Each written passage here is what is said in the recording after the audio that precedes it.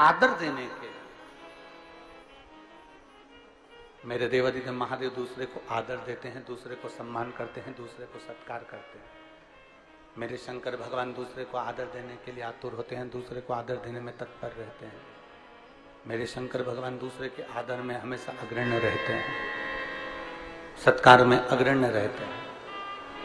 और यहाँ जितनी मेरी जीजियां बैठी हैं, यहाँ जितने मेरे जीजा बैठे हैं और जितनी मेरी बेटियां और बेटे बैठे हैं, मेरे माता पिता के रूप में आप सब विराजमान हैं। उनसे इतना सा कहना चाहूंगा कि अपने भीतर एक बात उतारना कि जिस दिन आप दूसरे का आदर करना सीख गए, जिस दिन आप दूसरे का सम्मान करना सीख गए, जिस दिन आप दूसरे के लिए बड़ाई करना सीख गए, जिस दिन आप दुनिया के लिए अच्छा बोलना सीख गए, समझ लेना भोलेनाथ आपके लिए मंजिल की राहें खोलना प्रारंभ कर देगा।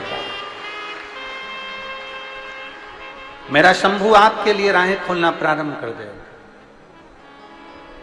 आप अगर ईर्ष्या कर रहे हैं किसी व्यक्ति से, आप नफरत कर रहे हैं किसी व्यक्ति से, आप किसी के लिए अपशब्द कह रहे हैं, आप किसी के लिए ताना दे रहे हैं, आप किसी के लिए गाली दे रहे हैं, आप किसी के लिए आड़ा टेढ़ा कर रहे हैं, तो समझ लेना कि आपकी मंजिल की राहें मेरे भोलेनाथ ने बंद कर दी।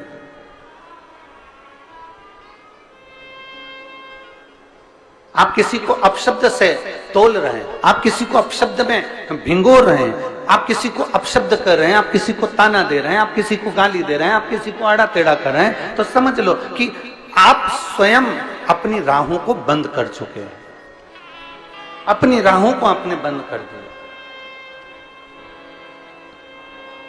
और मत बुरे कर्म कर बंदे वरना पछताएगा, भगवान की आंखों से तू बच नहीं पाएगा, तू बच नहीं पाएगा।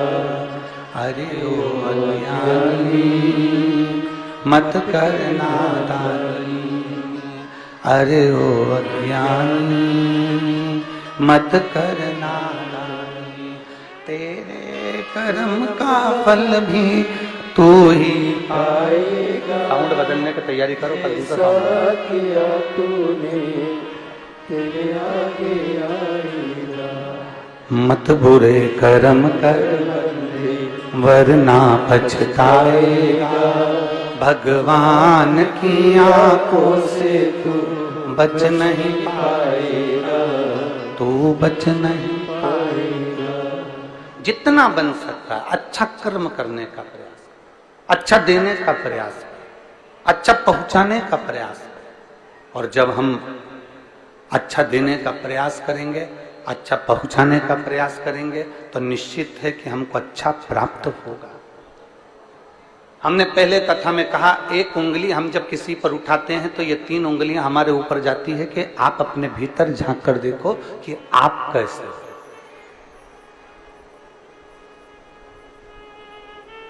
हम पहले भी कहे हैं कि अगर एक बाल्टी पानी की भरी है, एक बाल्टी को भरा गया है, तो जरा विचार कर कर देखिएगा कि उस बाल्टी को भरने में कुछ ना कुछ खाली जरूर हुआ होगा। ऊपर की टंकी खाली हुई होगी, कुछ ना कुछ कुआं खाली हुआ होगा, बावड़ी खाली हुई होगी, तालाब खाली हुआ होगा, या कुछ ना कुछ खाली जरूर हुआ है। खाली हुआ इसलिए दूसरी बाल्टी भराई, खाली हुआ इसलिए हंडा भराया, खाली हुआ इसलिए पात्र भराया, खाली हुआ इसलिए कुछ ना कुछ पात्र भरा गया। शास्त्र कहता है कि जब अंदर से खाली हो गए, अंदर से आप खाली हो जाओगे, तब तो कुछ ना कुछ तुम्हारे भीतर फिर समाहित होगा। एक संत